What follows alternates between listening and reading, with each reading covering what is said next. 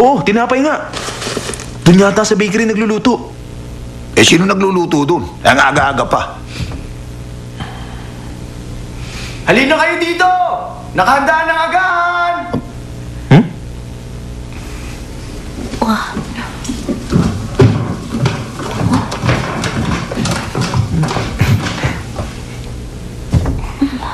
Oh, saan galing yan?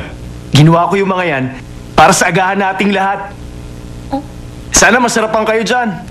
Ginawa ko yan base sa huling tinapay na niluto ni Master para sa akin.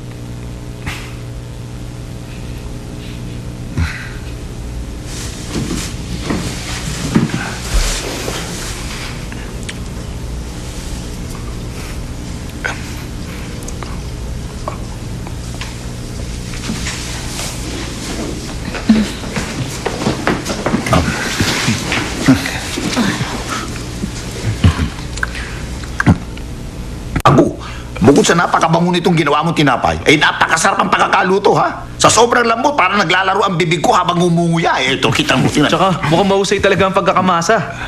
Tamang-tama ang lasa. Malutong sa labas, pero pag kinagat mo, ang lambot ng loob. Ang ganda ng kulay at ang gaganda rin ng mga hugis, diba? At dahil sobrang malasa ito, hindi na kailangan ng palaman. Magaling ka. Mabuti naman at ngayon ay nakakain na ang mga tinapay na ginagawa mo. Boss naman. Ano ka ba? Hindi lang basta nakakain. Ang sarap kaya, no? Ay, takbo. Ang sarap talaga. Sarap. Totoo lang, halos kasing sarap na ito ng gawa ni Papa. Salamat po. O ano pang hinihintay mo? Maupo ka na rito. Saluhan mo kami sa ginawa mo, aba. Opo, sige.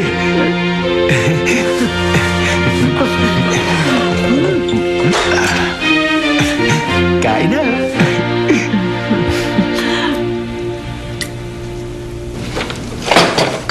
Ano ka mo? Totoo bang umalis na si Kuya Elias dito?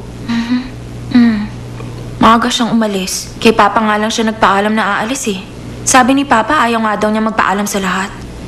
Ay, bakit naman biglaan yata? Ba't wala man lang daw siyang pasabi?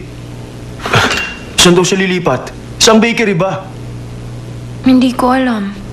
Wala nga rin siyang sinabi kay Papa. Basta, mawawala daw muna siya sandali. Yun lang ang paliwanag niya kay Papa. Ay.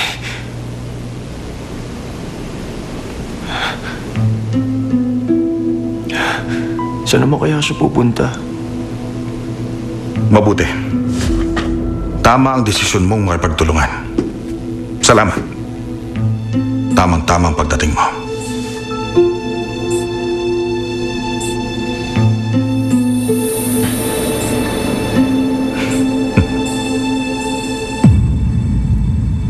Kailangan matapos to.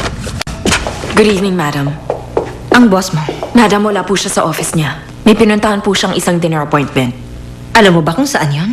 Hindi niya po nabanggit sa akin, madam. Tawagan mo siya. Madam? Sigurado ako si yun ang driver na isinama niya. Tawagan mo si Mr. Yu. Ito nga po, ma'am. Mr. President. Sige lang, huwag ka nang tumayo.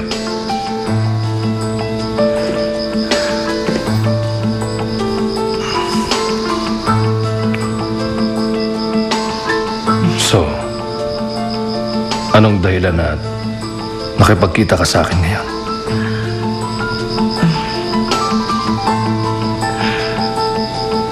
Hindi naman mahalaga.